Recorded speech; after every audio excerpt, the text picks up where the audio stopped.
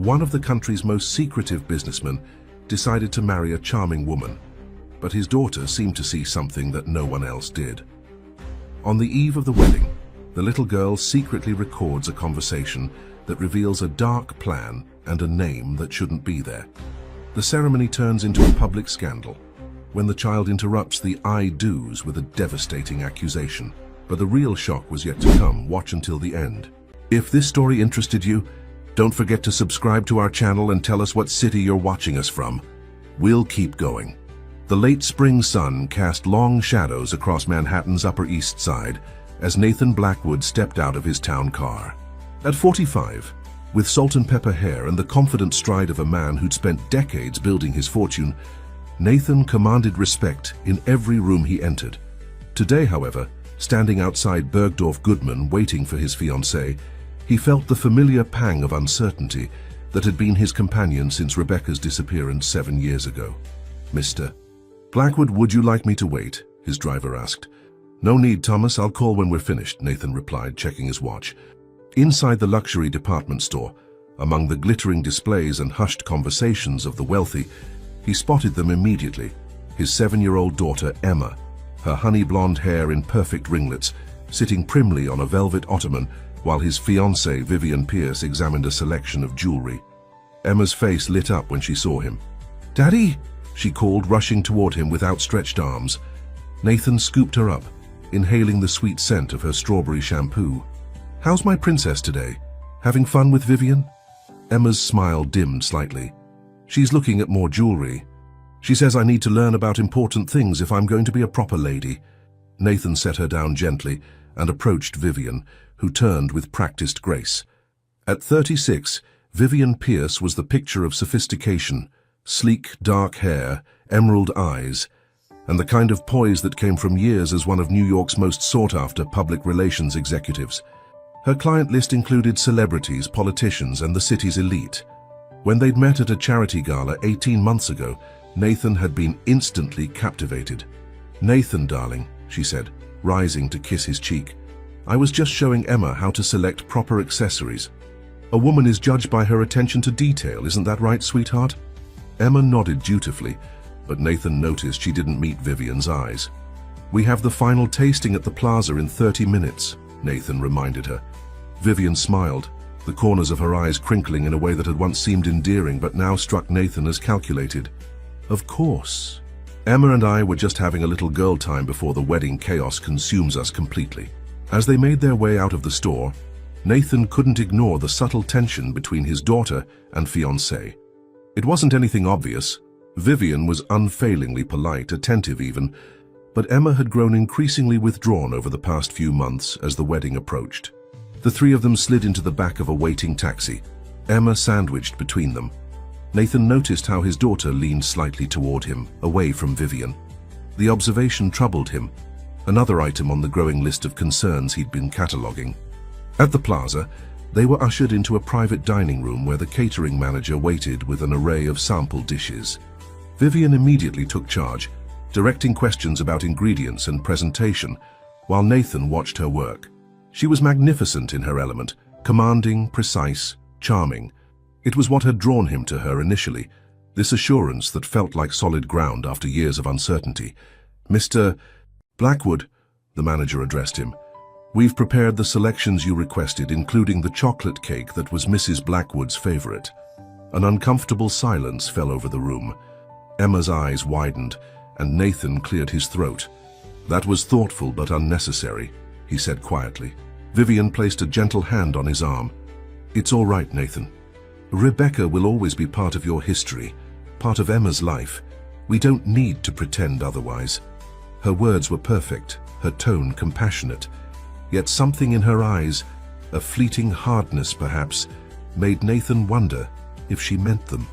Later that evening, after dropping Vivian at her penthouse apartment, Nathan and Emma returned to their brownstone on East 78th Street. Mrs. Hudson, their housekeeper since Emma was born, greeted them with warm cookies and a concerned smile. "Everything all right, Mr. Blackwood? You look troubled." "Just wedding jitters, I suppose," Nathan replied, though it wasn't entirely true.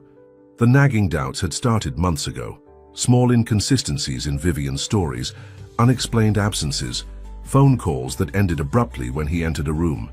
Individually, each incident seemed insignificant, but collectively, they formed a pattern he couldn't ignore.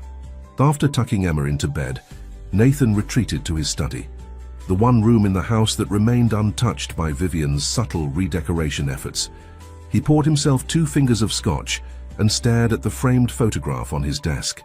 Rebecca, Emma, and himself on a beach in the Hamptons a lifetime ago.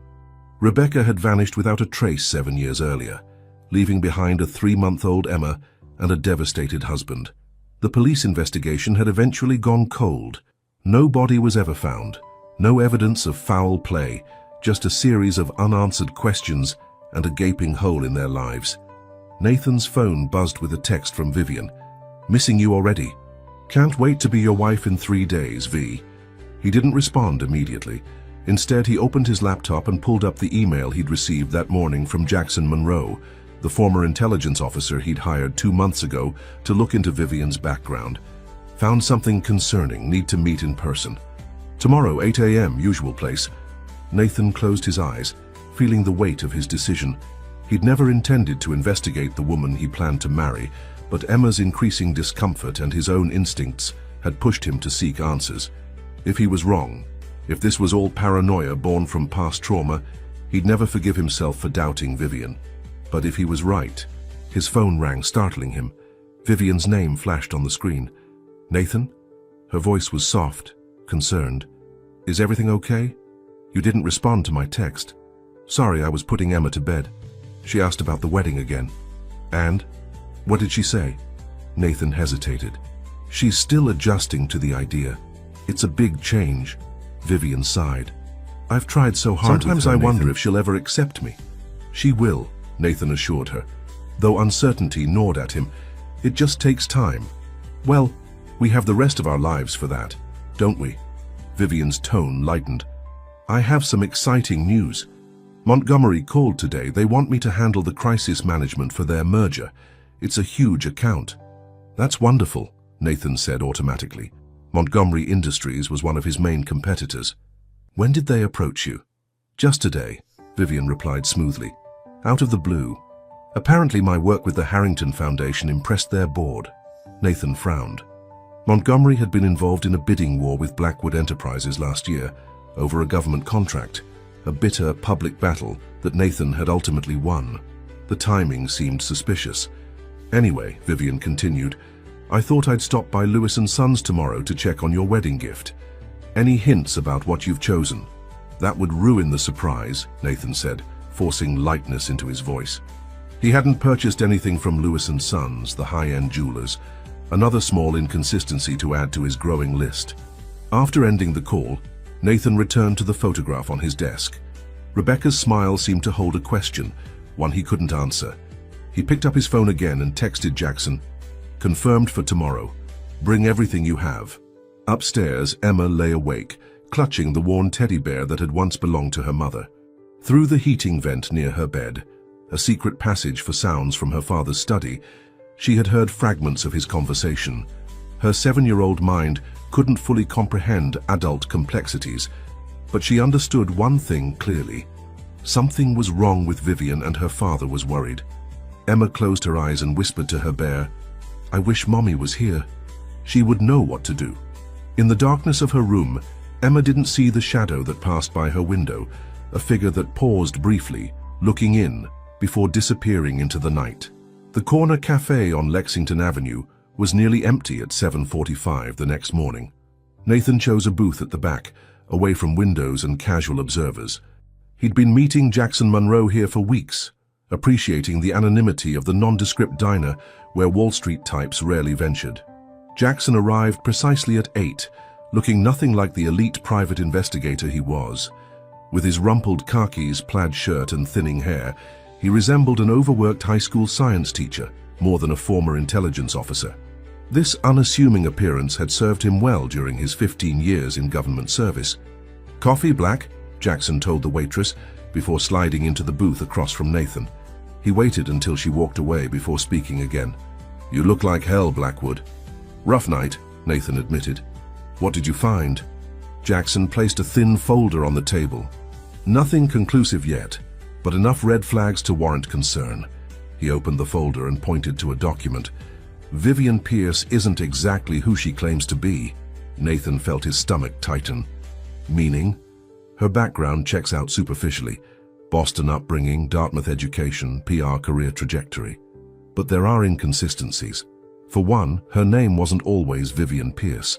She was born Valerie Pearson and legally changed her name 12 years ago.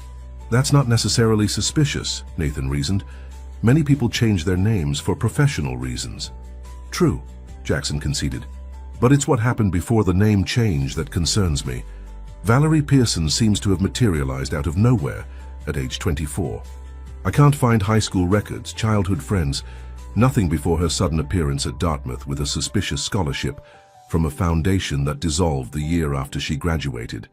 Nathan frowned. That's odd. It gets more interesting, Jackson continued. I tracked her professional history. Before she established her PR firm, she worked briefly for 3 different wealthy men, all widowers or recently divorced, all with significant assets. He slid several photographs across the table. Thomas Harrington, Chicago real estate mogul. Martin Keller, tech entrepreneur from San Francisco. And James Whitfield, oil magnate from Houston.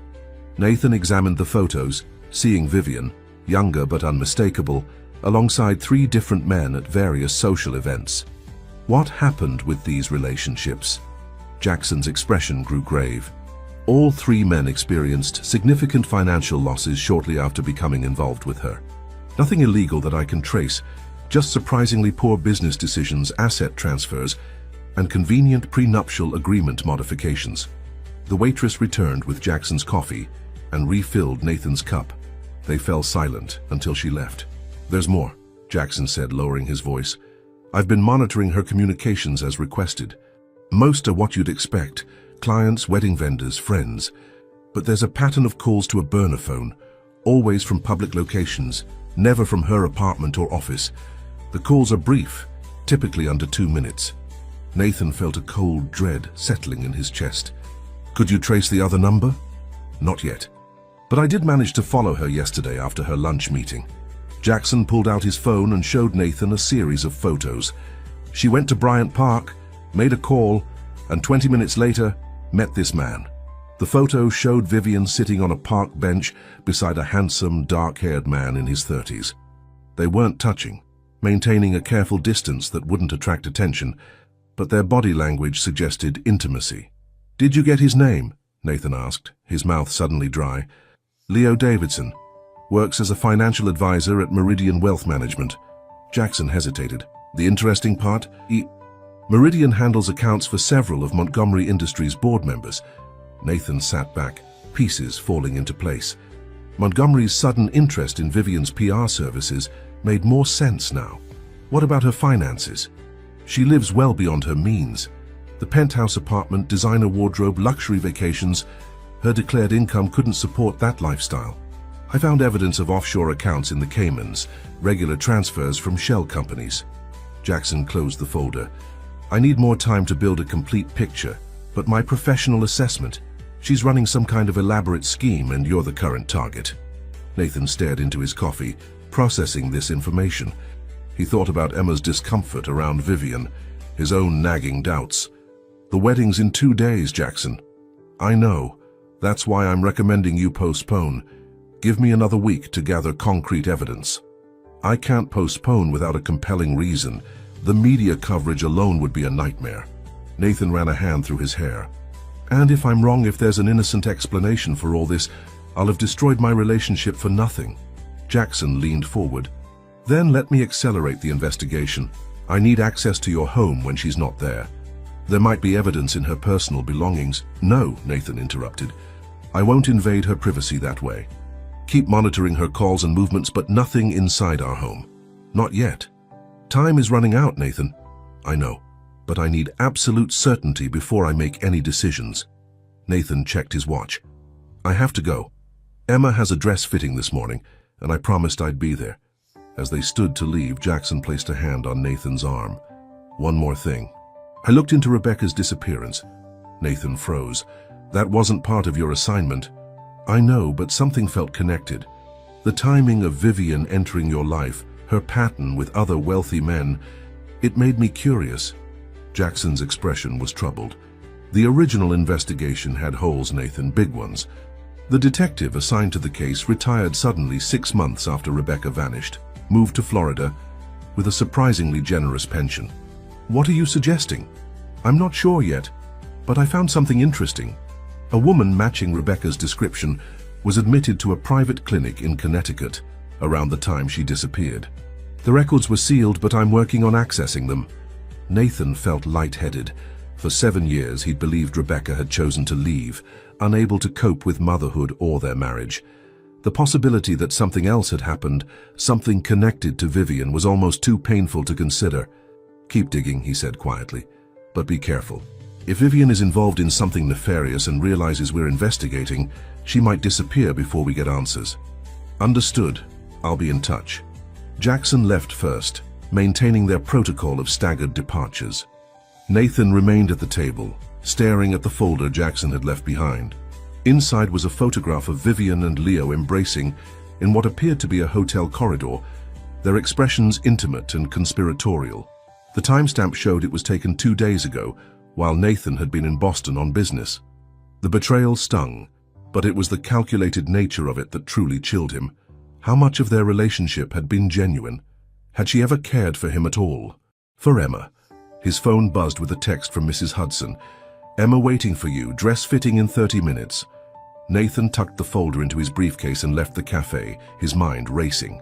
As he hailed a taxi, he didn't notice the black sedan parked across the street, or the woman in dark sunglasses watching him from behind the wheel.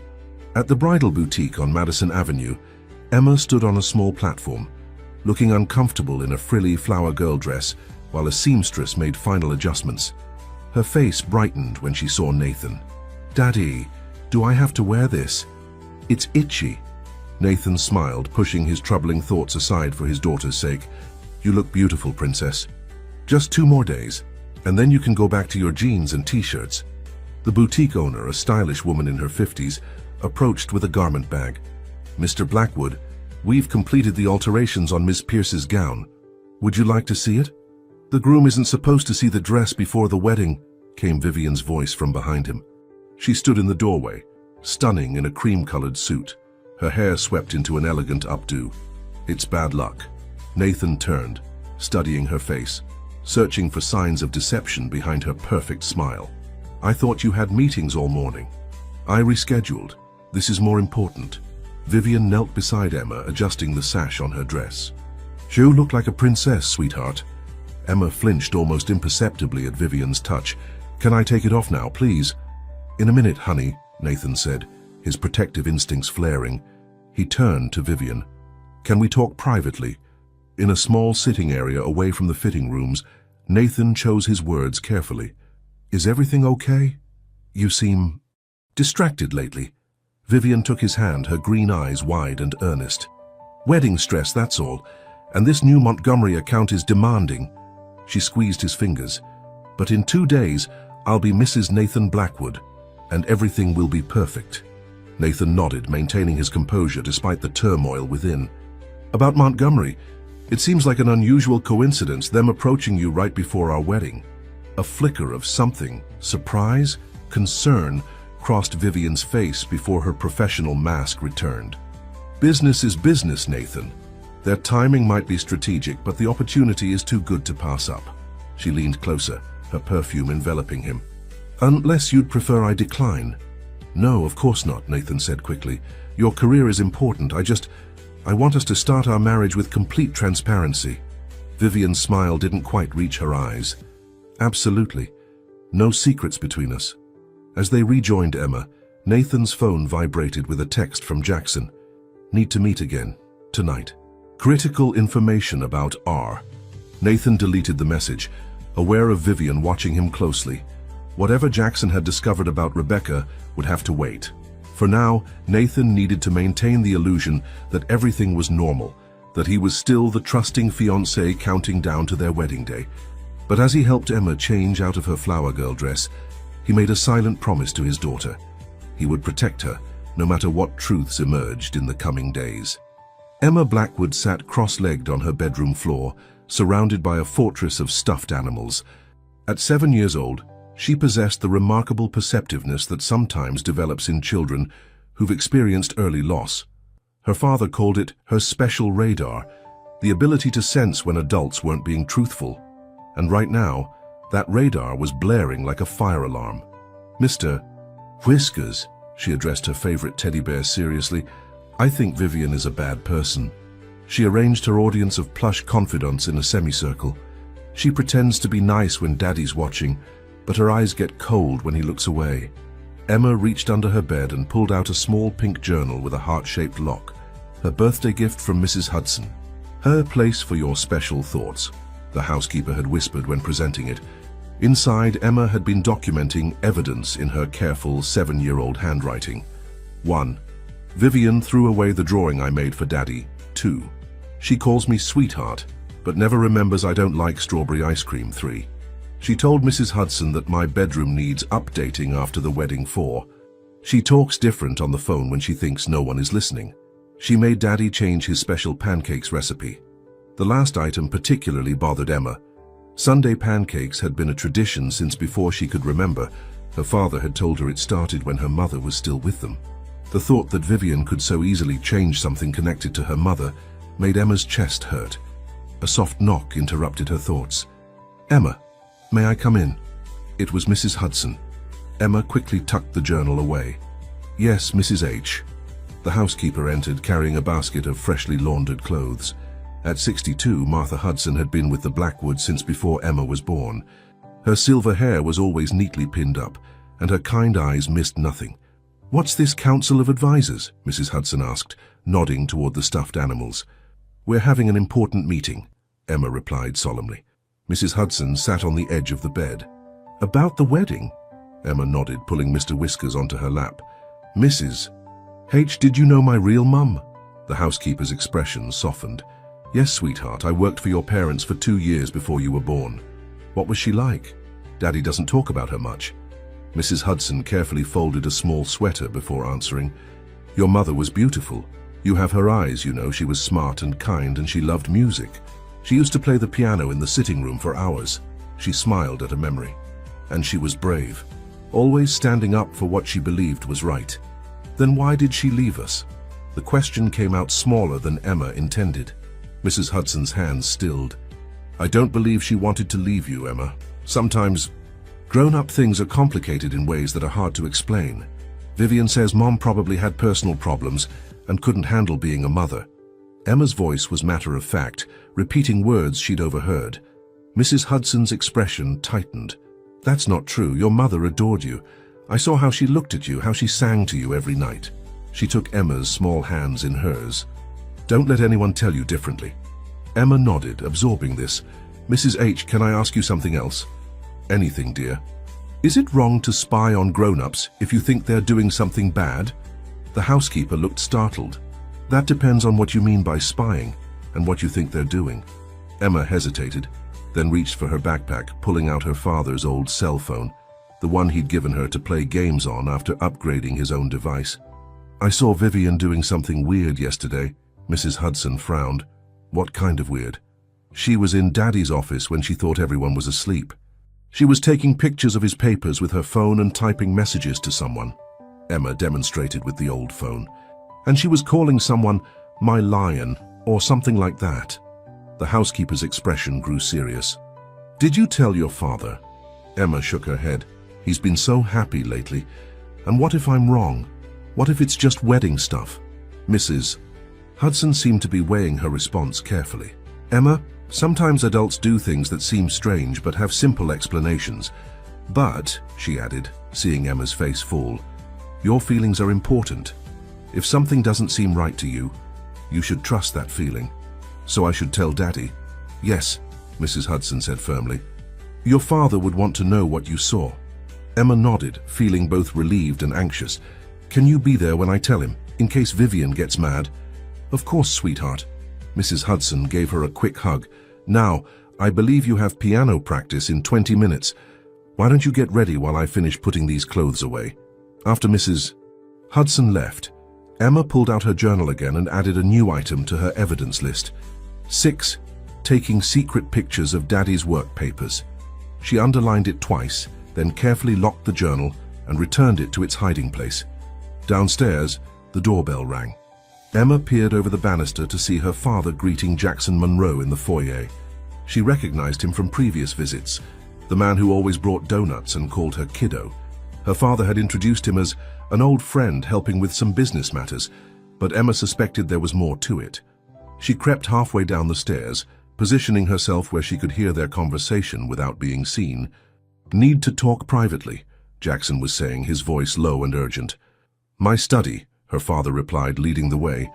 Emma waited until they disappeared down the hallway, then silently descended the remaining stairs.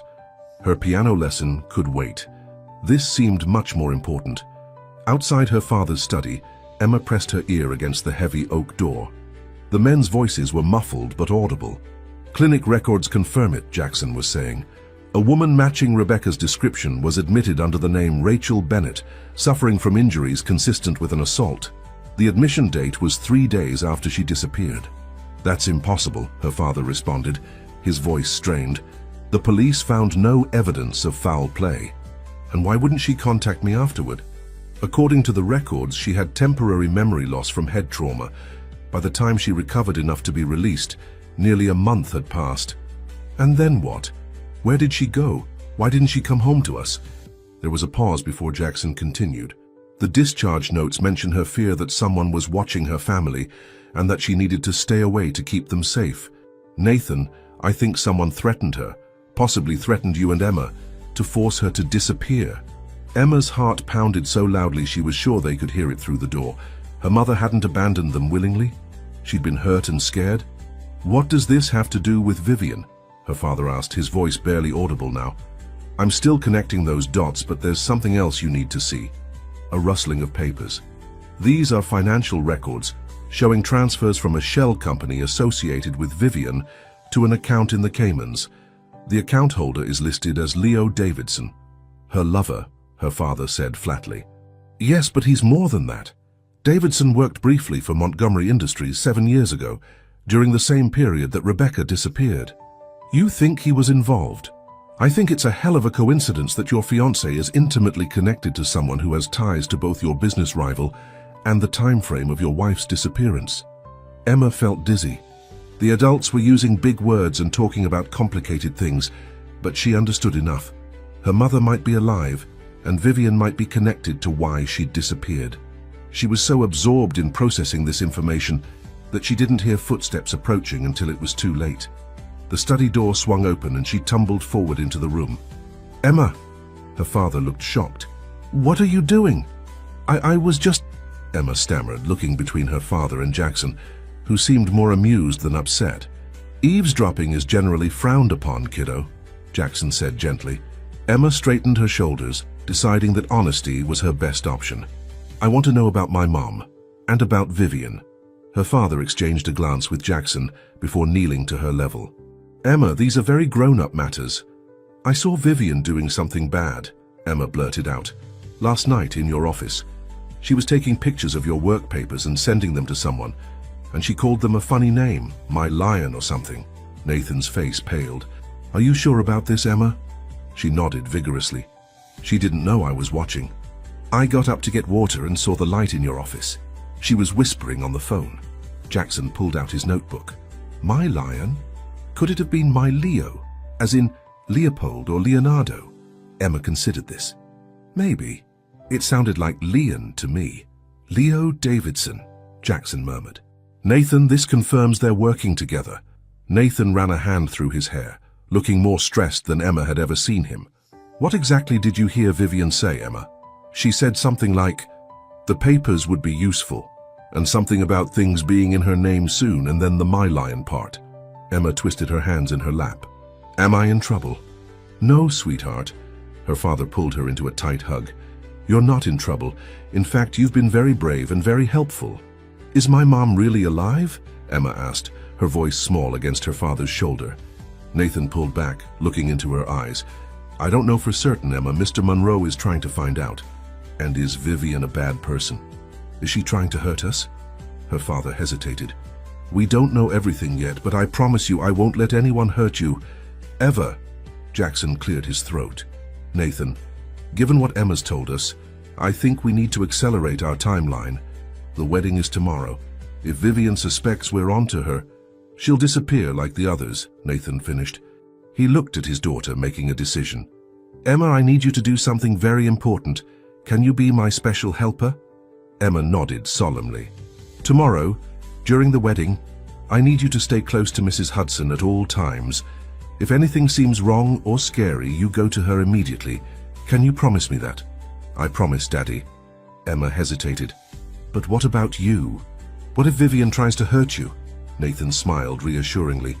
"Don't worry about me. Mr. Monroe and I have a plan." As if on cue, the front door opened and Vivian's voice echoed through the foyer. "Nathan, Emma, where is everyone?" Jackson quickly gathered his papers. "I'll go out the back. Remember, text me if anything changes before tomorrow." Nathan nodded, then whispered to Emma, "Not a word about this to Vivian, okay? This is our secret mission." Emma mimicked, locking her lips and throwing away the key. As they left the study to greet Vivian, Emma felt a strange mixture of fear and excitement. Her mother might be alive, Vivian might be a villain in disguise. And tomorrow at the wedding, something big was going to happen. She just hoped her father's plan would work, whatever it was. The morning of the wedding dawned bright and clear over Manhattan, the June sky a perfect backdrop for what the society pages had dubbed the merger of the year. St. Thomas Church on Fifth Avenue was adorned with cascades of white roses and ivy. The sidewalk lined with photographers hoping to glimpse the city's elite arriving for the ceremony. Inside the church's private suite, Vivian Pierce stood before a full-length mirror, resplendent in a Vera Wang creation of silk and lace. Her dark hair was swept into an elegant updo, dotted with pearl pins that caught the light as she moved. "You look absolutely stunning," gushed her maid of honor, Charlotte, adjusting the cathedral-length veil. Vivian smiled, but her eyes remained calculating as she checked her reflection. Everything had to be perfect today. 7 years of careful planning, of patiently weaving herself into Nathan Blackwood's life, would culminate in the next hour when she became Mrs. Blackwood and gained legal access to his considerable fortune. "Is Leo in position?" she asked quietly, ensuring the other bridesmaids were occupied with their makeup. Charlotte nodded. "He's seated in the back, left side, as planned. The documents are prepared for Monday morning, and the offshore accounts, ready to receive the transfers. Once the marriage is official, we can begin moving assets immediately." Vivian's smile widened. "Perfect. Within 6 months, we'll have liquidated enough to disappear completely. Nathan won't know what hit him until it's too late." A soft knock interrupted their conversation. The wedding planner poked her head in. 15 minutes, Miss Pierce.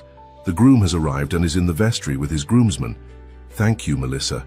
Vivian's voice was honey-sweet, her transformation from conspirator to blushing bride seamless. When the door closed, she turned to Charlotte. "Remember, after the reception, make sure the jet is ready. If anything goes wrong, we implement the contingency plan." Charlotte nodded, a flicker of concern crossing her face. "What about the girl? She seems suspicious." "Emma?" Vivian's expression hardened. "Just a child. Besides, once I'm officially her stepmother, she'll be easily managed." She checked her diamond watch, a gift from Nathan. "Now help me with this veil." It's showtime.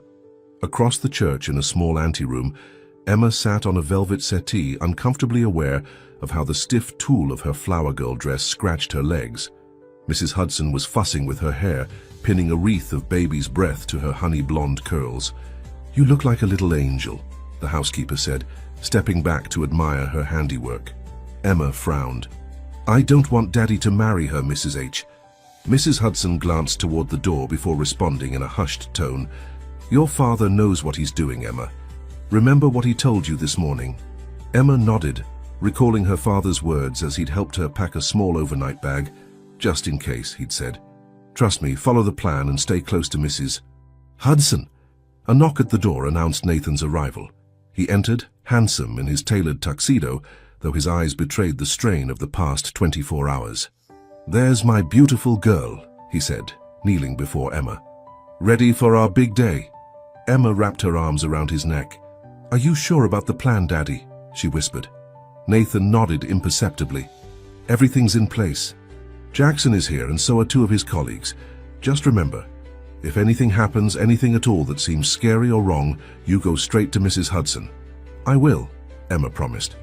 Nathan turned to the housekeeper. Martha, if things go unexpectedly, you know what to do. Mrs. Hudson patted the small purse hanging from her wrist, which contained emergency contacts, cash, and the keys to a safe house Nathan had arranged. We'll be fine, Mr. Blackwood. You just focus on what you need to do. Another knock, more insistent this time. The wedding planner's voice called through the door. 5 minutes, everyone, Mr. Blackwood, you're needed at the altar. Nathan took a deep breath, squared his shoulders, and gave Emma one last reassuring smile. It's going to be all right, Princess. I promise. As he left, Emma couldn't shake the feeling that something momentous was about to happen. Something beyond her 7-year-old understanding, but important nonetheless. The church was filled to capacity, the murmur of 500 guests creating a soft backdrop to the string quartet's elegant melodies. Nathan stood at the altar, his best man and groomsmen flanking him, all seemingly unaware of the tension coursing through the groom. From his position, Nathan could see Jackson Monroe seated inconspicuously in a middle pew, dressed in a conservative suit that allowed him to blend with the Wall Street crowd. 2 other men, former colleagues from Jackson's intelligence days, were strategically positioned near the exits. Everything was in place for what Nathan hoped would be a controlled confrontation rather than a public spectacle. If his plan worked, he would expose Vivian's deception privately after the ceremony, but before the legal documents were signed. If not, well, Jackson had contingencies for that too. The music shifted, signaling the start of the procession. The guests rose as the bridesmaids began their measured walk down the aisle, followed by a beaming Emma, scattering rose petals with more enthusiasm than precision. When she reached the altar, Emma took her place opposite the bridesmaids, her small face solemn as she watched the back of the church where Vivian would soon appear. The wedding march began, and the congregation turned expectantly. Vivian emerged, a vision in white on the arm of a distinguished older man she'd introduced as a beloved family friend, though Jackson's investigation had revealed him to be an actor hired for the occasion.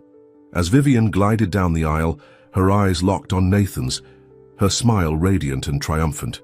Nathan forced himself to smile back, even as his mind catalogued every lie, every manipulation that had led to this moment. When she reached him, the minister began the traditional service.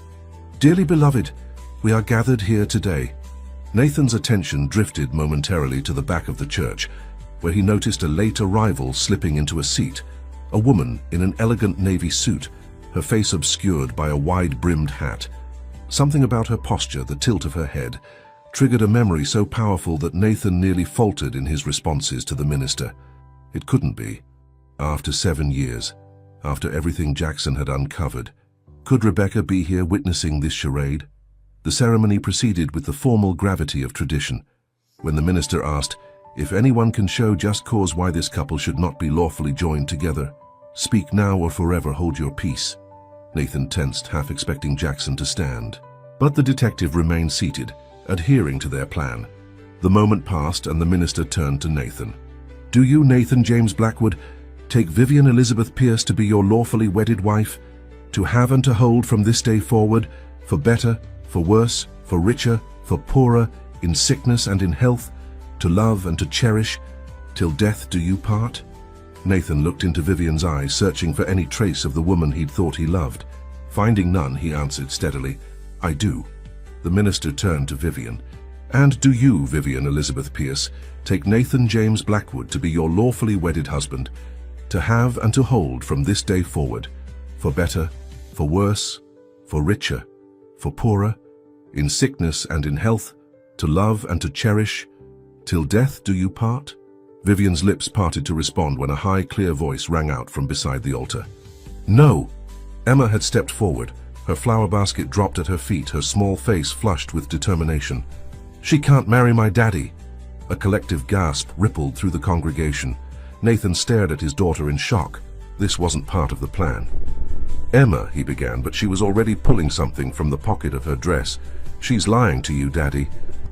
She doesn't love you, she loves someone else. Emma held up her father's old cell phone. "I recorded her yesterday." Vivian's face drained of color. "What is this nonsense?" "Nathan, control your child." But Emma had already pressed play, and Vivian's voice filled the stunned silence of the church. "Everything's set for after the ceremony. Once the papers are signed, the transfers can begin." "Yes, we'll move the first assets on Monday. I know it's been a long game, but worth it. Don't worry, he doesn't suspect a thing.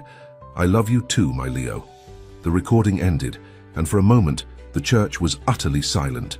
Then murmurs began, swelling rapidly into a din of shocked exclamations and questions. Vivian recovered quickly, forcing a laugh. "This is ridiculous. Clearly some childish prank manipulated audio. Nathan, surely you don't believe—" "I believe my daughter," Nathan said quietly, but firmly enough to carry in the now hushed church.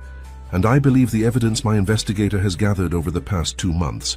At this cue, Jackson stood, along with his 2 colleagues. "Ms. Pierce, I think it's time we had a conversation. Preferably somewhere private." Vivian's eyes darted around the church, calculating her options. Suddenly, she lunged for Emma, grabbing the child's arm. "Back off, or I swear." She never finished the threat. Mrs. Hudson, moving with surprising speed for her age, stepped between them, shielding Emma with her body. "Don't you dare touch her." The moment of confrontation was interrupted by a commotion at the back of the church. The woman in the navy suit had stood, removing her hat to reveal a face that, despite 7 years of absence, was immediately recognizable to everyone who knew her. "Rebecca," Nathan breathed, his world tilting on its axis. Emma's eyes widened. "Mommy?" Rebecca Blackwood started down the aisle, her gaze fixed on her daughter. Seeing this, Vivian made a desperate move, shoving past Mrs. Hudson and grabbing Emma roughly by the arm. "Stay back or I'll—" This time, it was Nathan who interrupted, catching Vivian's wrist in a grip that made her wince. "Let her go." Something in his voice, a cold fury she'd never heard before, made Vivian release Emma immediately. The child ran to Mrs. Hudson, who wrapped protective arms around her. "It's over, Vivian," Nathan said quietly. "Your plan, whatever it was, ends here." As if on cue, Jackson and his colleagues moved in, surrounding Vivian and effectively cutting off any escape route. At the same time, 2 uniformed police officers appeared at the church entrance, Jackson's final contingency. Vivian's composure cracked. "You have no idea what you're dealing with, Nathan. This goes beyond me, beyond what you think you know." "We'll see about that," Jackson replied, nodding to the officers. "These gentlemen would like to ask you some questions about certain financial transactions, identity fraud and harassment." As the officers approached, Vivian's gaze locked with Rebecca's, who had stopped halfway down the aisle. Something passed between the women. Recognition, certainly, but also something deeper, more visceral. "You," Vivian hissed. "You were supposed to be gone for good." Rebecca's voice, when she finally spoke, was steady, despite the emotion evident in her eyes. "I was never going to stay away forever. Not from my daughter. Not from the truth." The officers reached Vivian, one of them reciting her rights while the other gently but firmly took her arm. Jackson escorted them toward a side exit, away from the increasingly bewildered and agitated guests. Nathan stood frozen at the altar, unable to process the rapid unraveling of what should have been his wedding day.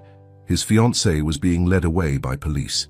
His supposedly long-gone wife was standing in the middle of the church. And his daughter, his brave, perceptive daughter, had just prevented what might have been a catastrophic mistake. Emma broke free from Mrs. Hudson and ran not to her father, but to the woman she barely remembered, except from photographs and dreams. "Mommy, is it really you?" Rebecca knelt, opening her arms, tears streaming down her face. "Yes, baby. It's really me." As Emma fell into her mother's embrace, Nathan stepped down from the altar, moving toward them as if in a trance. Around them, the wedding guests watched in stunned silence, witnesses to a reunion no one could have anticipated, least of all the groom. The minister, clearly at a loss, cleared his throat. Perhaps we should continue this somewhere more private." Nathan nodded absently, his eyes never leaving Rebecca and Emma. 7 years of questions, of grief and anger and confusion, crystallized into a single thought. She was alive. She was here. And nothing would ever be the same again. The elegant private dining room at the Pierre Hotel, had not been prepared for this particular gathering. So originally reserved for the intimate family brunch that was to follow the Blackwood Pierce wedding, it now hosted a very different reunion. Nathan sat at one end of the mahogany table, his bow tie undone, jacket discarded, still processing the events of the past 2 hours. Across from him, Rebecca perched on the edge of her chair, hands clasped tightly in her lap. Between them, Emma alternated between wide-eyed staring at her mother and nervous glances at her father. Mrs. Hudson busied herself pouring tea, while Jackson Monroe stood guard by the door, phone in hand, occasionally stepping outside to take calls regarding Vivian's processing at the police station. The silence stretched uncomfortably until Emma, with the directness only a child could muster, asked, "Why did you leave us, Mommy?" Rebecca's eyes filled with tears. "I didn't want to, sweetheart. I was forced to go away to keep you safe." "From Vivian?" Emma asked. Rebecca nodded. "Yes, from Vivian, and the people she worked with." Nathan leaned forward. "I think it's time you told us everything, Rebecca. From the beginning." Rebecca took a deep breath, her fingers tracing the delicate handle of her teacup. "It started about 8 years ago, before Emma was born. I was working as a financial analyst at Meridian Wealth Management, the same firm where Leo Davidson works now," Jackson interjected from his position by the door. "Yes, Leo wasn't there then, but his uncle, William Davidson, was a senior partner." Rebecca's expression darkened. "William approached me about joining a special team handling exclusive client accounts. The pay was exceptional, the clients high profile. It seemed like a career opportunity I couldn't pass up." "What kind of clients?" Nathan asked. "Wealthy individuals looking for creative asset management. At least that's how it was presented." Rebecca's voice grew quieter. "It wasn't until I was already involved that I realized what was really happening. They were identifying potential targets, affluent, often emotionally vulnerable people, and setting them up for systematic financial exploitation. Like what they tried to do to me," Nathan said. Rebecca nodded. "Exactly. When I figured out what was happening, I was already pregnant with Emma. I confronted William, told him I wanted out. That's when I met Vivian for the first time. She wasn't using that name then. She was Valerie Pearson, William's protégé. And lover," Jackson added, consulting his notes. "According to my sources, they were involved for years before she started targeting high-net-worth individuals directly." "Yes, they were involved, though I think it was more transactional than romantic," Rebecca confirmed. "William was grooming her to take over his operation. When I threatened to expose them, they made it clear that my family would suffer the consequences." Nathan's expression hardened. "Why didn't you come to me? We could have fought them together." Rebecca's eyes met his, full of regret and unspoken pain. "They had photographs of you and Emma, taken outside your office at her daycare. William showed me files on your company, details no outsider should have known. He said they had people inside your organization, that nowhere would be safe if I didn't cooperate. So you just disappeared." The hurt in Nathan's voice was palpable. "Not immediately. I tried to find evidence, something concrete I could take to the authorities. That's when Vivian confronted me in our home, while you were on a business trip to Chicago. She said if I didn't disappear within 24 hours, Emma would..." Rebecca's voice broke. She described in detail how they would hurt our daughter. I believed her. Emma, who had been listening intently, reached for her mother's hand. The simple gesture of comfort from a child to her long-absent parent brought fresh tears to Rebecca's eyes. "What happened next?" Jackson prompted gently. "I packed a bag, withdrew cash from an account you didn't know about, money from my grandmother's inheritance, and left a note saying I needed time away." Rebecca looked at Nathan. "I never meant for you to think I'd abandoned you permanently. I planned to gather evidence from a safe distance, then return when I could protect you both. But something went wrong," Nathan guessed. Rebecca nodded. "They were watching me. 3 days after I left, someone ran me off the road near Hartford.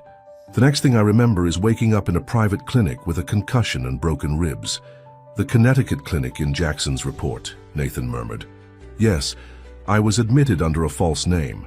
The ID was arranged by a nurse who believed I was fleeing domestic violence. By the time I recovered enough to leave, nearly a month had passed. I tried to call you but discovered my phone had been wiped clean of contacts. When I finally reached our home number from a payphone, a woman answered. Vivian," Nathan said grimly. "She wasn't living there yet. just helping out with Emma, according to her. She told me you were devastated, that Emma was finally adjusting and that my return would only traumatize her further. Rebecca's voice hardened. She also reminded me of the threats against Emma, said they were still watching and always would be. Mrs. Hudson, who had been silent throughout Rebecca's story, suddenly spoke up. I remember when that woman first appeared, offering to help with Emma, bringing meals, always so concerned about Mr. Blackwood's well-being. I never trusted her, but I couldn't put my finger on why. She was playing the long game, Jackson said, rejoining the conversation. Based on the evidence we've gathered, Vivian spent nearly 2 years cultivating her relationship with Nathan before they became romantically involved. Classic predatory patience. Nathan ran a hand through his hair, struggling to process everything. So for 7 years you've been what? Hiding, watching us from a distance. At first I was just trying to stay alive, Rebecca admitted. I changed my name, moved to a small town in Vermont, took whatever jobs I could find that paid in cash. I was terrified that they'd find me if I tried to access my old accounts or contact anyone from my previous life. But you never stopped looking for a way back to us, Emma said with certainty beyond her years. Rebecca smiled sadly at her daughter. Never. About 3 years ago, I felt secure enough to start investigating William Davidson and his network more actively. I discovered he'd retired suddenly, transferred his operation to others, including Vivian and Leo, who appears to be William's nephew and heir apparent. That tracks with what we found, Jackson confirmed. Davidson disappeared from public view around that time, though his money continues to move through various offshore entities.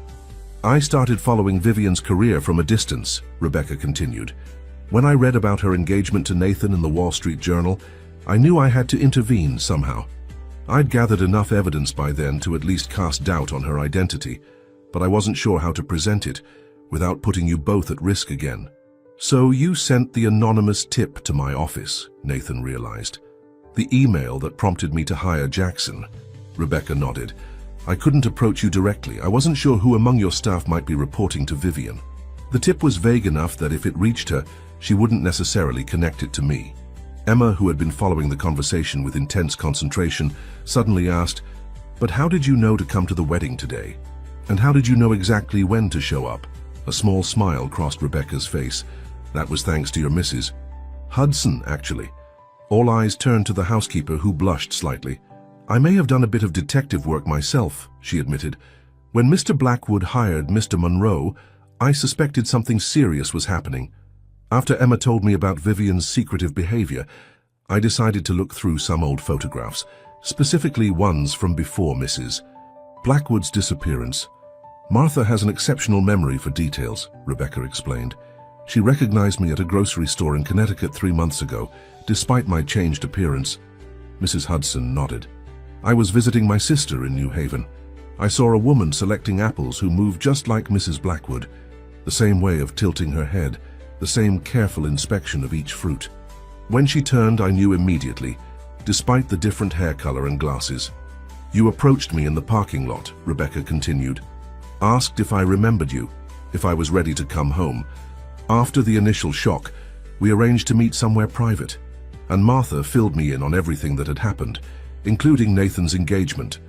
"You've been in contact for 3 months?" Nathan asked, looking between the two women with disbelief.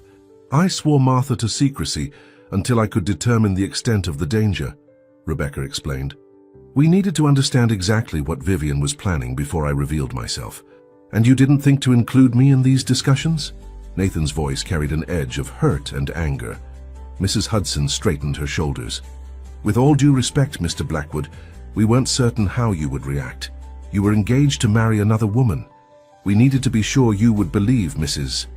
Blackwood's story before potentially putting her and Emma at risk again. I sent Martha evidence I'd gathered about William Davidson's operation and Vivian's previous identities," Rebecca added. "She passed some of it anonymously to Jackson to help his investigation without revealing my existence." Jackson nodded confirmation. Those Connecticut clinic records came at a crucial moment. They gave us the first concrete link between Vivian and Rebecca's disappearance. Nathan absorbed this information in silence, his expression unreadable. Finally he asked, "And today, how did you coordinate your dramatic entrance?" "That wasn't planned," Rebecca admitted. I was simply going to observe from a distance, see if Jackson's team managed to prevent the marriage without my intervention. Martha had told me about the recording Emma had made, about your plan to confront Vivian privately after the ceremony. But then I yelled no and showed everyone the recording, Emma said, looking somewhat pleased with herself despite the gravity of the situation. Rebecca smiled at her daughter. You forced my hand, sweetheart. When I saw Vivian's reaction, how she reached for you, I couldn't stay hidden any longer. You did exactly the right thing, Emma, Nathan assured her, reaching across the table to squeeze her hand. You were incredibly brave. A knock at the door interrupted their conversation. Jackson opened it to reveal one of his colleagues, who whispered something in his ear before departing again. Update on Vivian, Jackson announced, returning to the table. She's been formally charged with multiple counts of fraud, identity theft, and harassment. The evidence from Emma's recording, combined with the financial documents we've gathered, was enough for preliminary charges. They're holding her without bail pending further investigation. What about Leo Davidson? Nathan asked, in custody as well. They picked him up trying to board a private jet at Teterboro Airport about an hour ago. Had quite a collection of passports and financial documents with him. He's already offering to cooperate in exchange for leniency. Rebecca's shoulders sagged with visible relief. So it's really over? The immediate threat, yes, Jackson cautioned. But based on what you've told us about William Davidson and the scale of this operation, there may be others involved who aren't yet on our radar. Nathan turned to Rebecca, really looking at her for the first time since her dramatic reappearance. 7 years had changed them both. The young financial analyst with the ready laugh and ambitious career plans had been replaced by a more cautious, weathered woman. Yet her eyes, those hazel eyes that Emma had inherited, remained the same. What happens now? He asked quietly. Rebecca hesitated. I don't expect to simply walk back into your lives after 7 years. I know you've both moved on, built a life without me. I just want, she looked at Emma. I want to know my daughter if you will allow it. Emma looked between her parents, the weight of adult complexity visible in her young face. Can't we all just be together again? Like before? The simple question hung in the air, unanswerable in its childish optimism.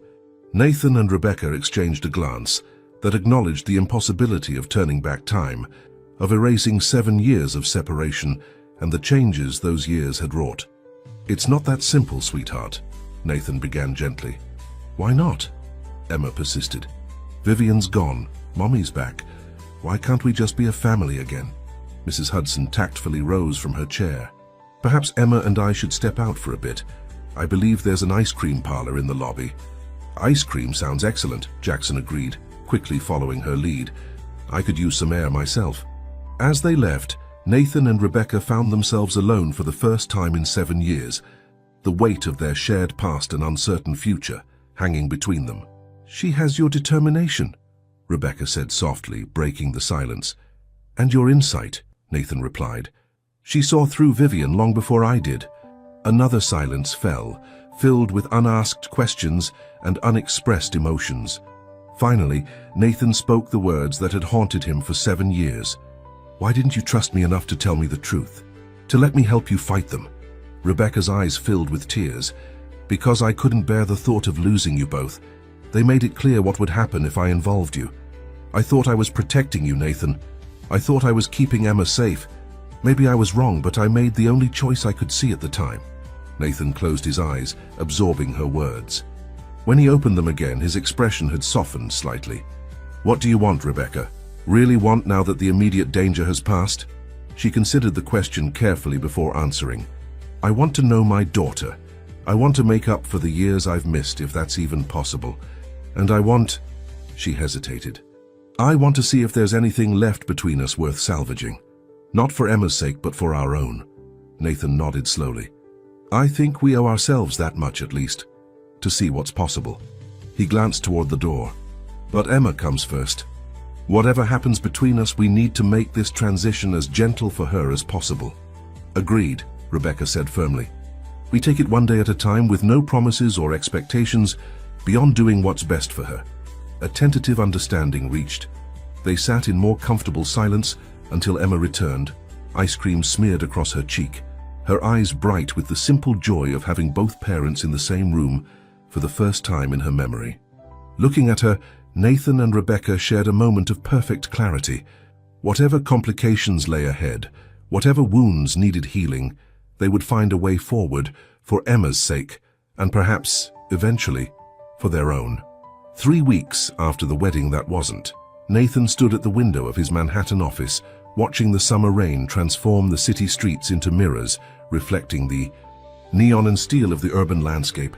Behind him, Jackson Monroe was delivering his final report, a comprehensive dossier that had grown to nearly 300 pages. The operation was more extensive than we initially thought, Jackson explained, spreading photographs across Nathan's desk. William Davidson created a sophisticated network spanning at least 3 countries. Vivian Pierce, or Valerie Pearson, or any of her other 5 identities, was just one operative among several. Nathan turned from the window. How many victims? Confirmed? 23 over the past decade. All wealthy individuals, most emotionally vulnerable in some way. Recent widowers, divorcees with substantial settlements, lonely heirs to family fortunes. Jackson tapped a photograph of an elegant older woman. This is Claire Huntington, Boston socialite, targeted after her husband's passing. Lost nearly $40 million to a financial advisor who bore a striking resemblance to Leo Davidson, with different hair. Nathan examined the photos, recognizing patterns now that he knew what to look for: the calculated approaches, the gradual infiltration into victims' lives, the systematic dismantling of their support networks. What's happening with Vivian's case? Proceeding slowly. Her lawyers are claiming she was herself a victim, manipulated by Davidson and his associates. Jackson's expression suggested what he thought of this defense strategy. But the evidence is overwhelming, especially with Leo cooperating. He's provided details on at least a dozen other operations in exchange for consideration during sentencing. And William Davidson? Jackson frowned. That's where things get complicated. We've traced financial transfers to accounts in his name in Switzerland, the Caymans, and Singapore. But the man himself? Ghost. No confirmed sightings in over 3 years. Some sources suggest he may have undergone cosmetic surgery, assumed a new identity entirely. So he could still be out there, running things from the shadows. It's possible. Which is why I've recommended continued security for you, Emma, and Rebecca. Jackson hesitated. Speaking of Rebecca, how is that situation progressing? Nathan sighed, returning to the window. It's complicated. She's staying in the guest house at my Hampton property for now. Close enough for daily visits with Emma, but with enough distance to avoid rushing into anything premature. And Emma, how's she handling everything? A genuine smile crossed Nathan's face. Better than either of us expected. Kids are remarkably adaptable. She's thrilled to have her mother back, of course, but she's also processing the revelation that her perfect, almost stepmother was a fraud. Mrs. Hudson has been arranging sessions with a child psychologist, which seemed to be helping. And the media circus, Nathan grimaced. Exactly what you'd expect. Billionaire's bride revealed as con artist. Back from the dead. Wife returns at wedding altar. My PR team is working overtime, but it's been challenging. Jackson gathered his materials, sensing the conversation was winding down. For what it's worth, I think you're handling an impossible situation with remarkable grace. Not many men could navigate these waters without capsizing. I've had practice staying afloat in storms, Nathan replied dryly. Hazard of the industry. As Jackson prepared to leave, Nathan stopped him with a question. Do you think she's telling the whole truth? Rebecca, I mean. About why she stayed away so long, even after she knew Vivian was getting close to me. Jackson considered the question carefully. I believe she believes what she's told you. Whether there are aspects she's minimized or rationalized, that's harder to determine. Trauma and extended isolation affect people's perceptions, their memories. What matters is whether the core of her story holds up to scrutiny. And does it? The documented evidence supports her account. The clinic records, the accident report, the timing of her disappearance relative to William Davidson's operations, it all aligns. Beyond that, Jackson shrugged. That's between you and her. After Jackson departed, Nathan remained at the window watching the rain intensify. His phone buzzed with a text from Rebecca. Emma's piano recital at 4. She's nervous. Says she needs both of us there. Nathan smiled faintly, texting back, "Wouldn't miss it." Leaving the office now, the drive to Emma's private school in the chauffeur-driven town car gave Nathan time to reflect. 3 weeks had transformed his life completely, from nearly wed businessman to single father navigating an unprecedented family situation. The business repercussions had been manageable. His board, once briefed on the full situation, had rallied behind him.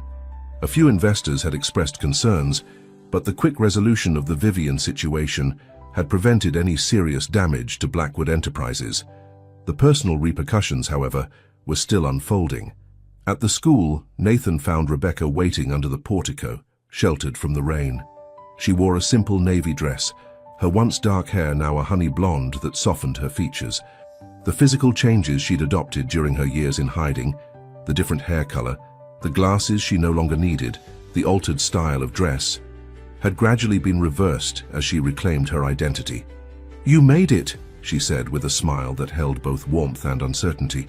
"I promised, Emma," he replied, holding the door for her as they entered the building. They found seats in the auditorium, maintaining a careful distance that had become their unspoken protocol. Close enough to present a united front for Emma, far enough to acknowledge the boundaries still between them. "Mrs. Hudson called," Rebecca said quietly as they waited. "The decorators finished Emma's room today. She said everything looks wonderful." Nathan nodded.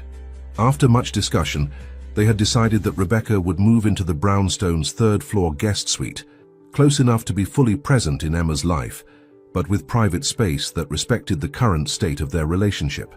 "The security system upgrades are complete as well," Nathan added. "Jackson's team installed everything yesterday."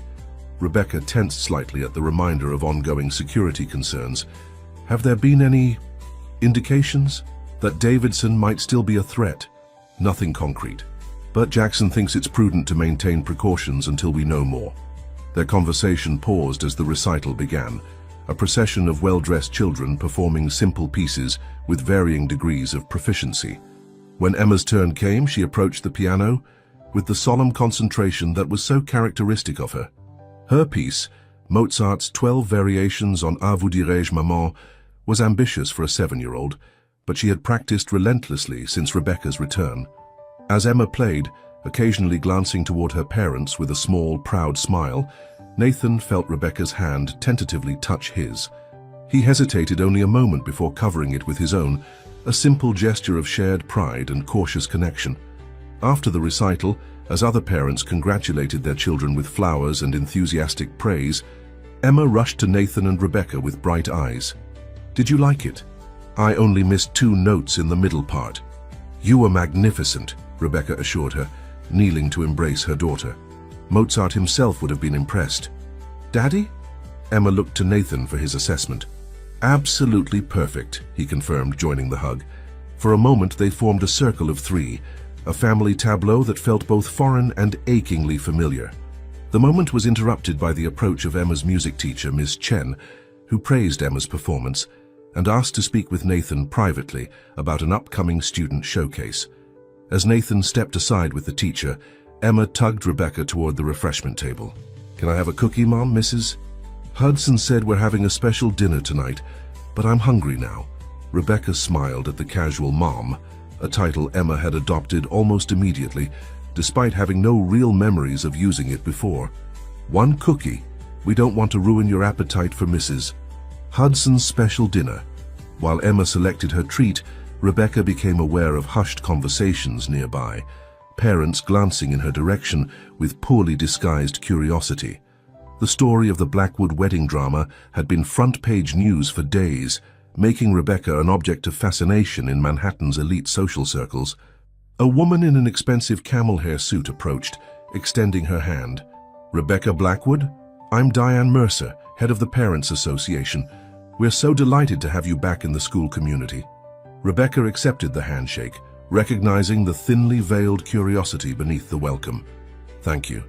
It's good to be back." "Such an extraordinary situation," Diane continued, lowering her voice to a conspiratorial tone. "When we all heard what happened at the wedding, well, it was like something from a movie. Poor Nathan must have been in shock." Before Rebecca could respond, Emma returned, cookie in hand. "Mom, can we show Dad my art project before we go?"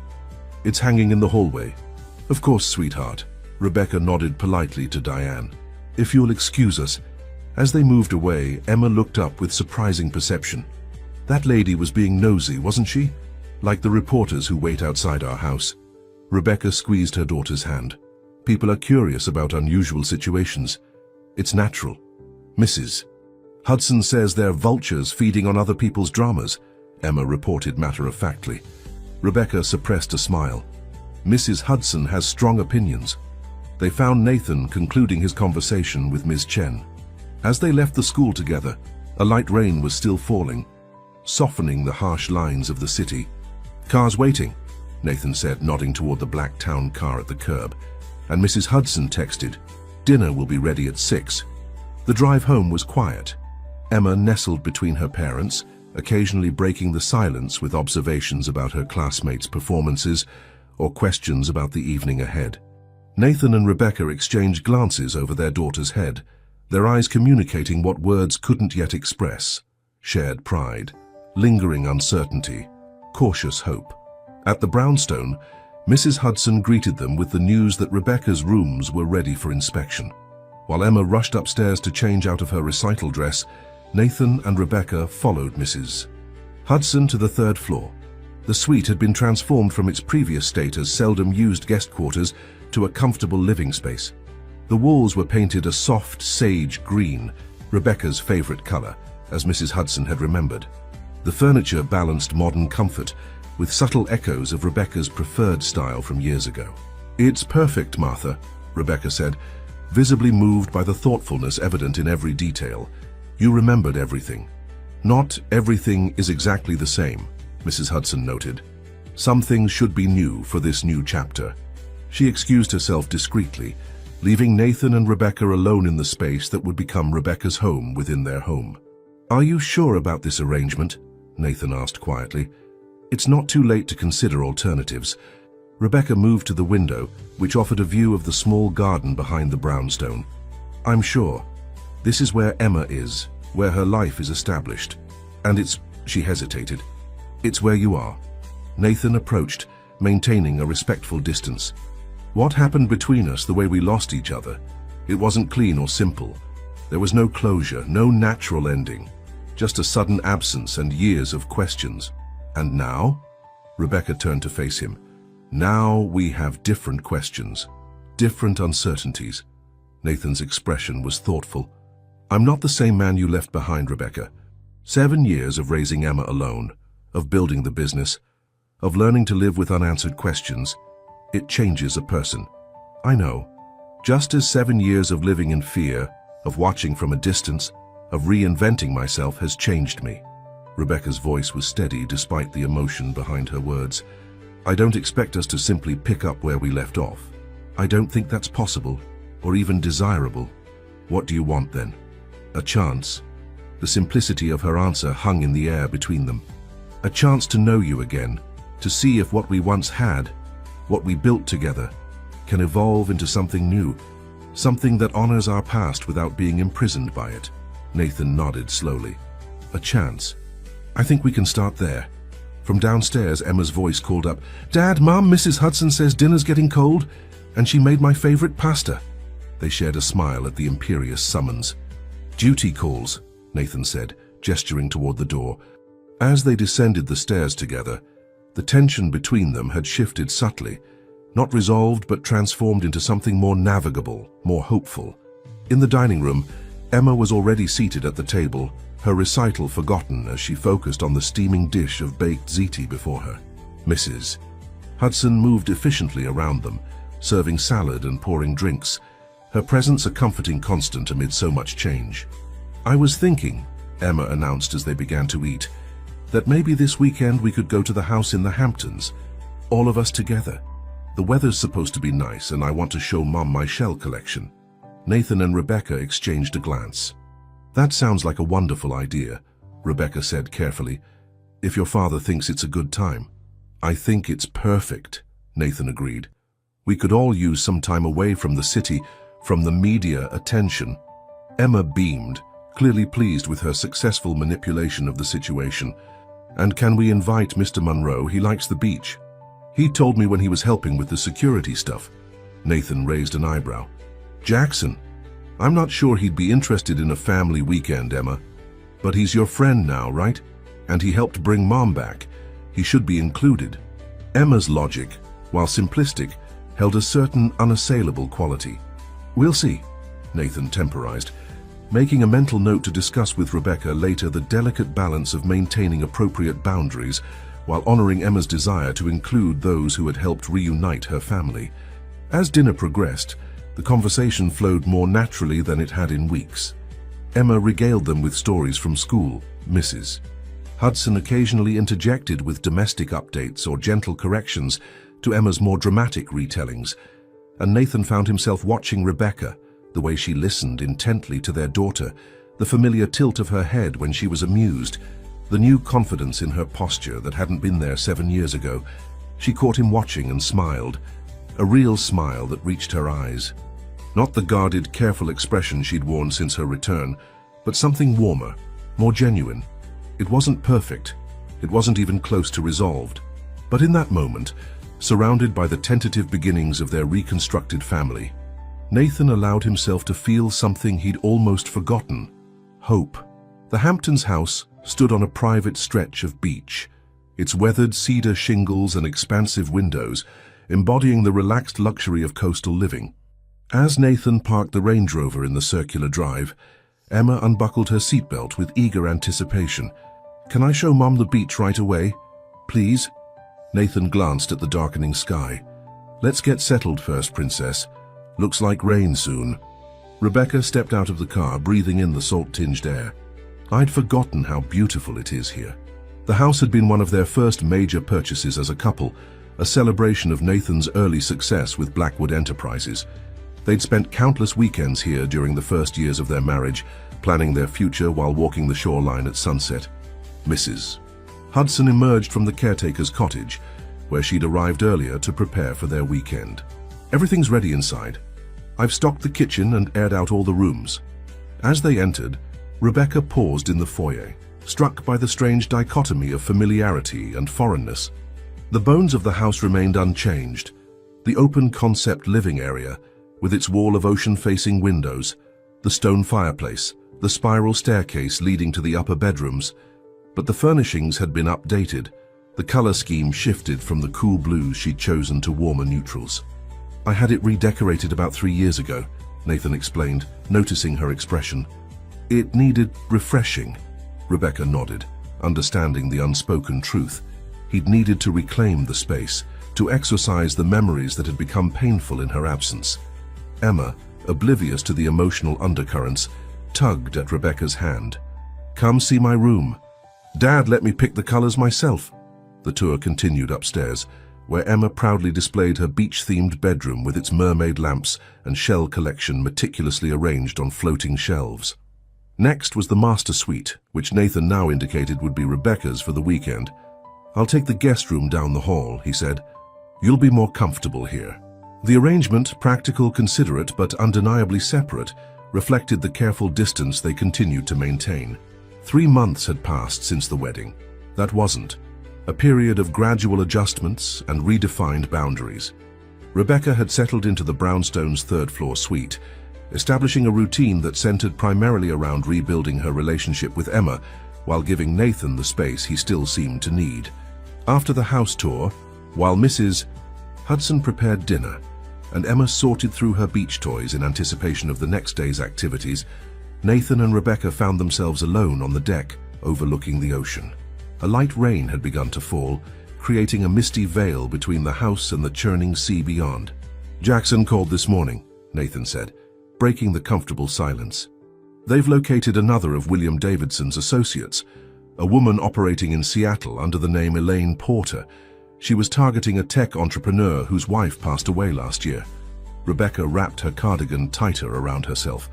"Do they think she'll cooperate? Reveal Davidson's whereabouts?" "Too soon to tell. She's not as forthcoming as Leo was." Nathan leaned against the railing. "But Jackson says the net is tightening. Every arrest brings them closer to Davidson."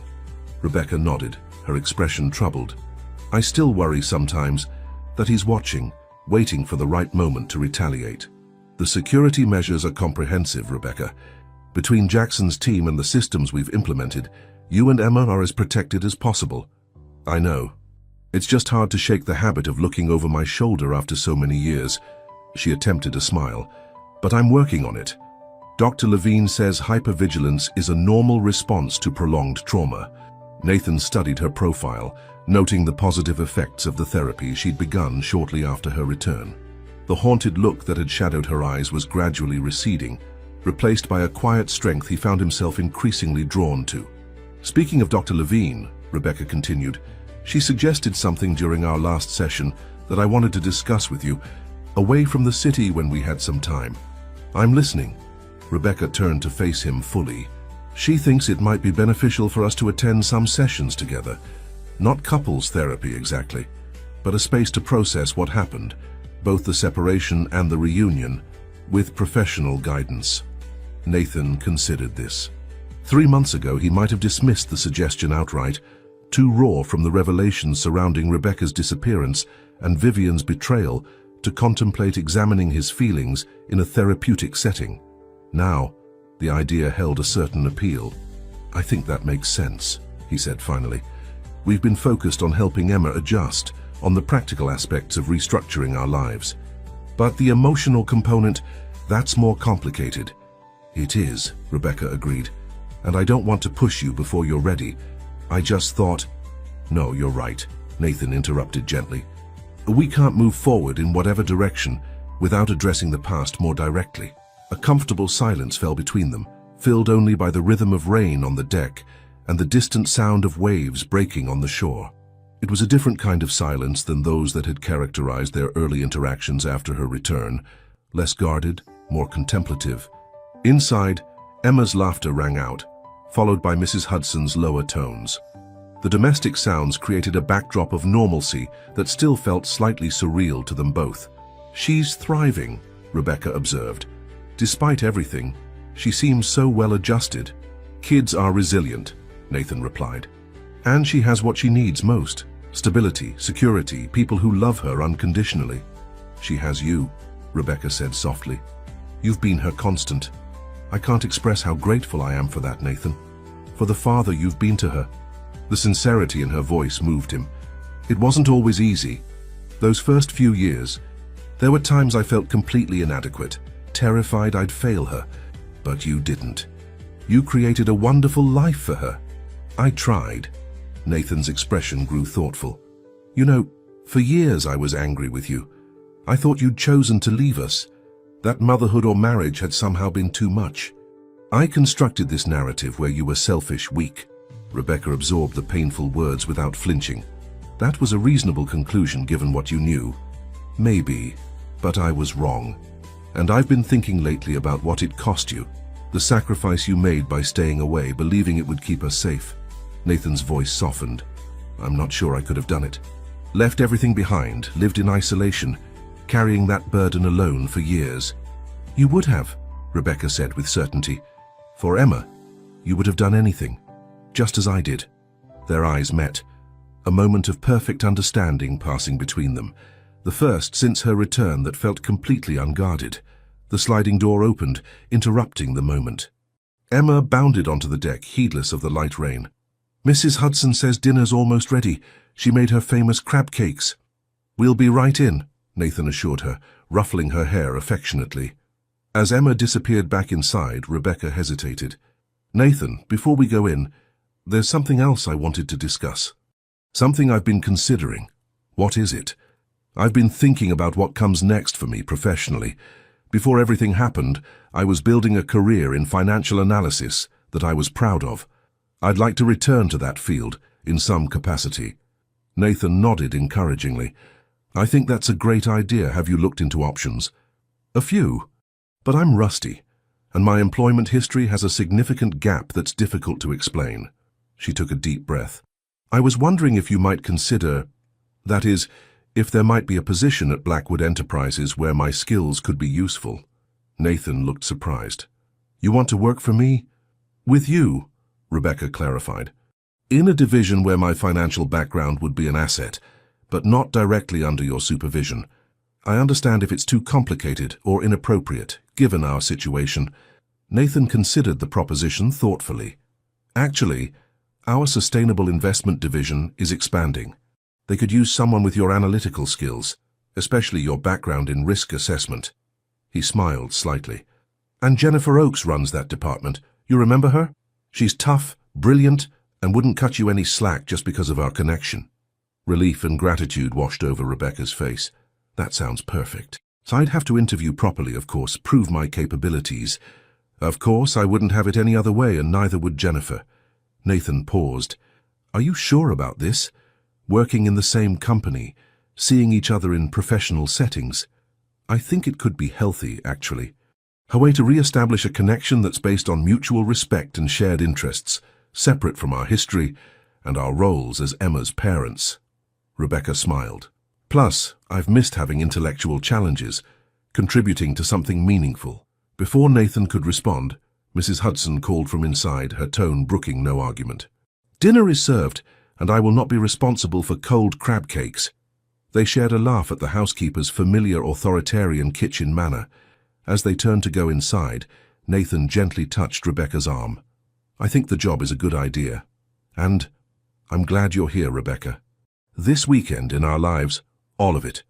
The simple statement, delivered without drama or qualification, felt like a significant step forward. Dinner was a lively affair, with Emma dominating the conversation, her excitement about the weekend's planned activities. Beachcombing, the local aquarium, ice cream at the famous parlor in town, spilling over in a stream of enthusiastic chatter. Later, after Emma had been tucked into bed with promises of an early morning beach walk, Nathan and Rebecca found themselves alone again, this time in the living room, before a gently crackling fire that Mrs. Hudson had lit against the unseasonable chill. Wine? Nathan offered, holding up a bottle of the Bordeaux they had once shared on special occasions. Please, Rebecca accepted, settling onto the sofa. You still remember. Some things stay with you, he replied simply, pouring 2 glasses. As they sipped their wine, the conversation flowed more easily than it had in months, touching on Emma's education, developments at Blackwood Enterprises, books they'd read recently, and gradually more personal topics. Do you remember the first weekend we spent here? Rebecca asked, smiling at the memory. The plumbing was a disaster, and we ended up having to shower with buckets of heated water. Nathan laughed. And we slept on an air mattress because the furniture delivery was delayed. You were 6 months pregnant and kept rolling onto my side all night. The house has improved since then, Rebecca observed, looking around at the comfortable, well-appointed space. Many things have, Nathan replied, his tone more serious. Including me, I hope. Rebecca studied him over the rim of her glass. You were always a good man, Nathan. But yes, I see changes. You're more patient, more measured in your responses. Fatherhood suits you. And you're stronger than I remembered, more self-possessed. Nathan hesitated.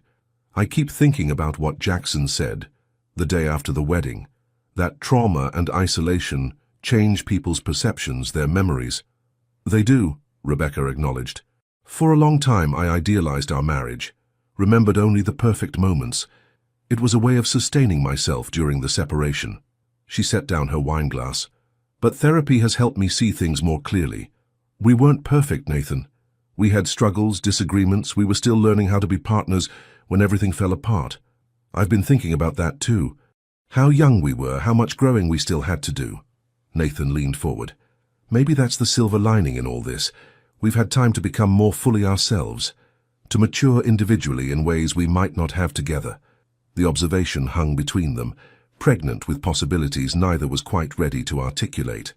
What happens after this weekend? Rebecca asked finally.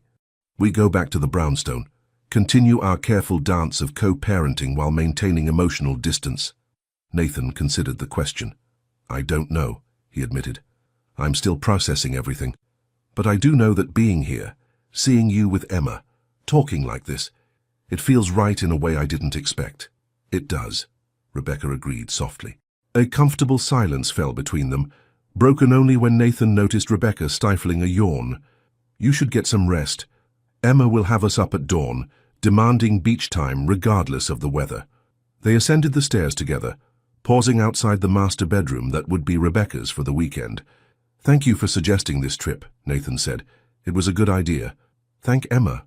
She's the mastermind behind Operation Family Reunion. Rebecca smiled. She's quite determined, our daughter. Wonder where she gets that from, Nathan teased, the familiar banter feeling both nostalgic and fresh. Good night, Nathan, Rebecca said, her hand resting briefly on his arm. Good night, Rebecca. As Nathan continued down the hall to the guest room, he felt lighter than he had in months. Nothing was resolved, nothing definitively settled, but something had shifted, a door previously closed, now standing slightly ajar. Morning arrived with bright sunshine and the sound of Emma's excited footsteps in the hallway. Nathan emerged from the guest room to find his daughter already dressed in beach attire, complete with a sun hat and plastic bucket. Daddy, the sun's out. Can we go to the beach now? Where's Mum? Is she awake? Mrs. Hudson made pancakes. The barrage of questions and statements made Nathan laugh. Slow down, Princess. Let's see if your mother is awake. Then we'll have breakfast and head to the beach. Rebecca's door opened at that moment, revealing her already dressed in casual beach clothes, her hair pulled back in a simple ponytail. I'm awake and starving. Did someone mention pancakes? Emma grabbed both their hands, physically pulling them toward the stairs. Come on, Mrs. Hudson says the tide is perfect for shell collecting. Over breakfast, they planned their day. Beach in the morning, lunch at the local seafood shack Emma loved, the aquarium in the afternoon. Simple activities that any family might enjoy, yet imbued with significance for the three of them. On the beach, Emma raced ahead, chasing gulls and collecting shells, while Nathan and Rebecca walked at a more measured pace, their conversation flowing naturally between practical matters concerning Emma and more personal reflections. I've been thinking about what you said last night, Rebecca ventured. About us growing individually in ways we might not have together. Nathan nodded, encouraging her to continue. The woman I am now, she's different from the one you married, more independent, more certain of her own strength. Rebecca looked out at the ocean.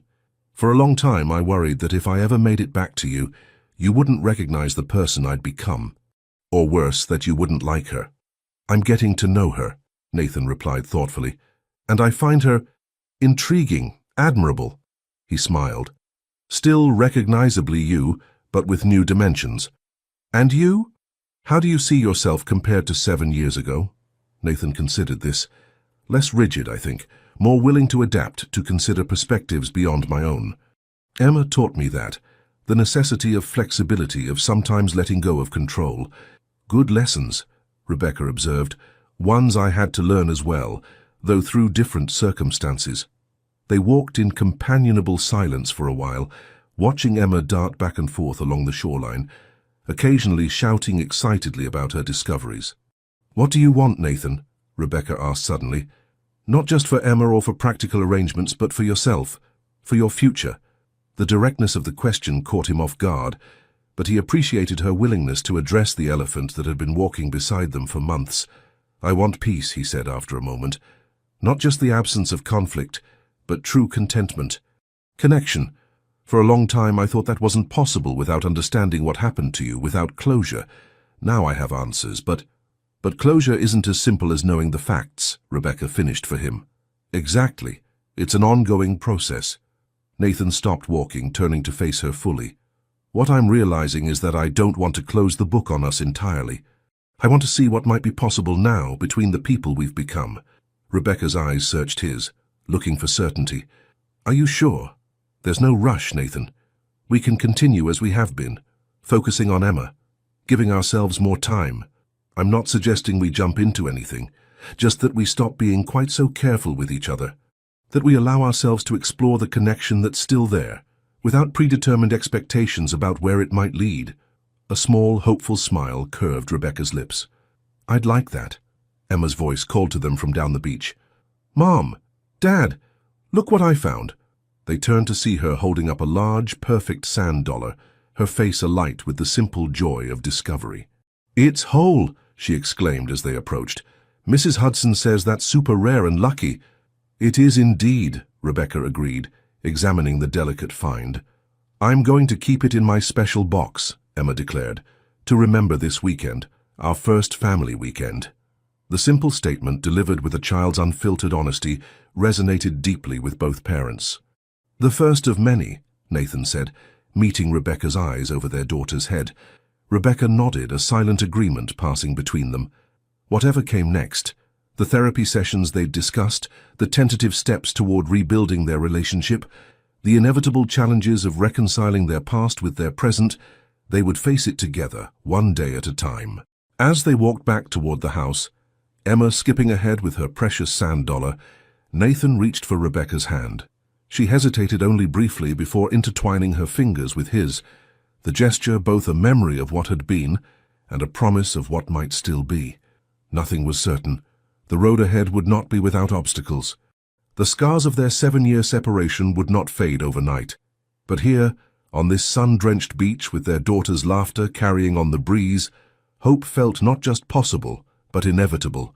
A tide turning, bringing with it the promise of renewal. Fine as they reached the house, Emma ran ahead to show Mrs. Hudson her treasured sand dollar, leaving Nathan and Rebecca alone on the sun-dappled path. "I never thought we'd be here again," Rebecca admitted, her voice soft with wonder. Standing together, looking at the same horizon. Nathan squeezed her hand gently. "Sometimes the most beautiful vistas come after the hardest climbs."